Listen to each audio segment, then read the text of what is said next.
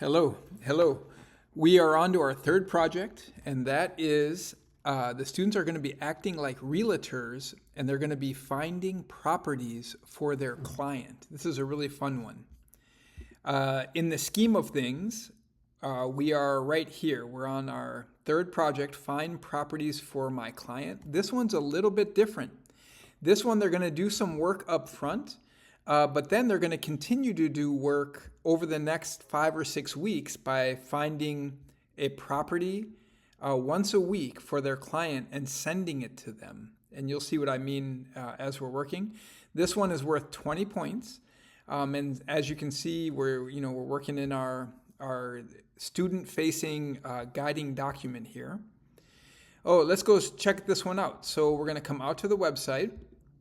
We're going to come down to I am a student seller. The students will choose their school. They'll input their password. And now we're to this one, find a property for my client. So this one has, as you can see, it kind of has two guiding documents. And let me explain what that looks like. It has the normal guiding document that walks them through all the steps. So just like we're used to, it has the grading rubric right here.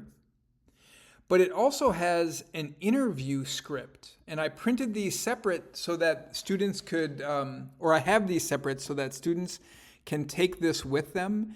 And here's the goal. The goal is that a student will choose an adult in their life. Notice that I said adult. In other words, we don't want the students interviewing each other or other students for this project. We want them finding an adult to interview. That could be a teacher. So for instance, you might have, precondition some teachers in your building so that they know that, to be expecting some students, etc. This could be a parent of the student or a relative, but it has to be an adult. Okay, so the student finds an adult, they write their name and then the adult's email address right here. This is important, and it's important that they write it nicely because we're going to be using it throughout the project. Then what I've done is we've created a series of interview questions that the students are going to ask the adult about their aspiring home buying ideas. So when would you want to buy a new house? What specific neighborhood? What's important to them? Do they want to live next to like parks and quiet nature or in a bustling downtown trendy place? What kind? Do they want a house, townhome, condos? What's their ideal monthly mortgage payment? How much can they put down as a down payment, what their credit score is. And again, if you're you can precondition if you're working with some teachers on this, just to tell them, they don't have to reveal anything privately about themselves. They can just default to good or something. What's your family? Again, these are going to sound like really personal questions, but again, precondition any adult you're working with, teachers, etc., to just come up with some numbers here. They don't have to be, private numbers or realistic numbers for all this. So their family's monthly income before taxes, any credit card debt, loan amount, student loans, all of this is going to be factored into what we're doing. So the students are interviewing.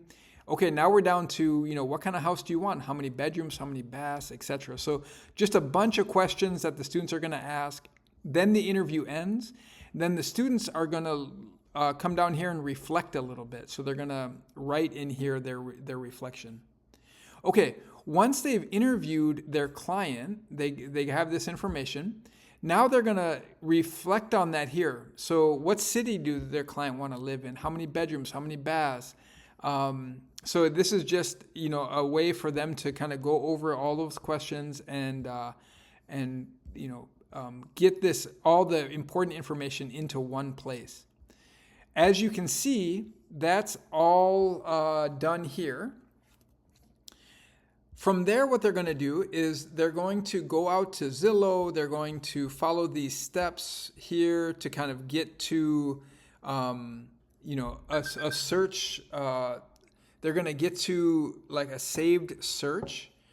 with all the criteria that their client wants. So the number of bedrooms, baths, all that stuff. Okay, then they're going to go out and look at a bunch of homes, right? And then once a week, they're going to find a home that they think their client is going to like. Let's go with that, see what that looks like. Let's pick a different one. Let's imagine that, they've done all their filtering. So they say, hey, for sale, and maybe their client needs a 3-bedroom, 1.5 bath, and they want it in, this neighborhood here by this lake. So they come here, and maybe their budget is like $3,700 or something. So hey, here's one right here. Here's one right here. Let's see this one right here. Okay, so when they pop up this thing, maybe this is the one that they think they want to send to their client. They're going to grab this URL. They're going to paste it in here. So this is where they're going to be sending properties once a week. They're going to type in the student's name. So, in this case, it would be student X. The student's email address. So this would be, student at school.com. Their client's name. So that's interesting. Maybe it's, Trayvon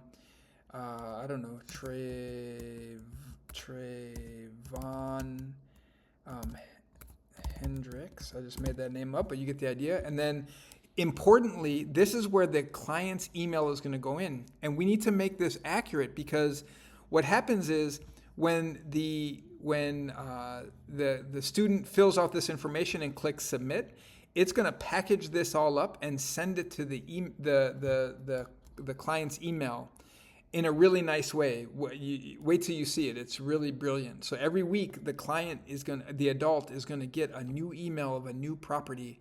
And so I'll use my email address here. Okay, client's down payment. Maybe they said they could put $60,000 on it. The client's credit score. Hey, what's one thing that the student loves about this that they think their client will love? And so your student is able to write, hey, I think you will love the backyard of this house. Okay? Now, remember, we copied that URL. So here's that URL. Remember, we copied that URL. This is where it's going to get pasted. So we're going to paste it here, and we're going to say import property. And again, what's happening, as you can remember from our other projects, is the code is going out and scraping that website of the important information. And so you're going to see kind of how it works here. Again, it takes a little bit, but it saves the student a bunch of time. They don't got to do all this. Sometimes there's an error. Let me just double check. Copy. Maybe I had the wrong.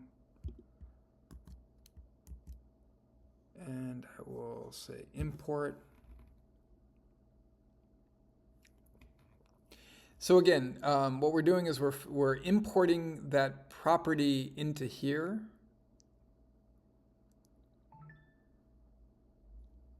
And again, this could be taking a little bit. While it's loading, I'm going to go queue up another one just in case.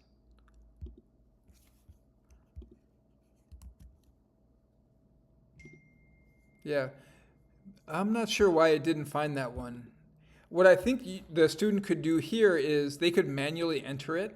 So they could enter that it was, 300,000. And then the picture here, what they would do is they would just find this picture and they would say copy image address. So again, 99% of the time, this import functionality is going to work. And then apparently, like every once in a while, it's not going to work. And so, okay, we got this. Now we're going to say send to client. And it just sent that email. So now let's go over to my email and see if it drops. Sometimes it can take a little bit to, to hit the actual email, but it should be coming. So as we're waiting here, that's the whole process. So they're going to interview their client. They're going to be using the guiding document to kind of figure all this out. And then once a week, they're going to go fill this out and email a new property to their client. And here it is here, just landed. So you can see this is the email that the client is going to get. In this case, Trayvon. So Trayvon every week is going to get something like this. Look, it says, hey, the cost of the property is $300,000. The estimated monthly mortgage is this. The cost to closing is this. And then what you'll love. And then this is a link to the actual property, so that the client can go out and do their own like digging into it. But this is fun. This is what it feels like to be a real estate agent. You're out there learning about your client. You're figuring out what they like and what they need, and then you're out finding properties for them and helping them understand the buying process. And so this is a really fun thing. Now, the only thing unique about this is that, hey, so week 1, they're going to send a property. Then what you're going to do is on their guiding document, you're going to shade this in. So we know that they've sent one property. Okay. The next week you're going to come, they're going to shade this in and so forth all the way through. Meanwhile, once they're done sending the first property, they can be going on to other projects in here. And then just once a week, you'll have to remind them, hey, go send your client another property. So go back to find properties for my client, and then find a property, and then send them another property. So that's the process. After a week, they're going to be doing 2 things at once. They're going to be house hacking a duplex or creating their lead, whatever they're doing, but they're also going to be once a week sending their clients a property. So fun stuff. Students really like this one, and it gets the community involved because now you can have your principal being a client, or a board member, or parents, and man, people get really excited about all this. So hey, that's the project. As always, email me if you have questions, and keep up the good work.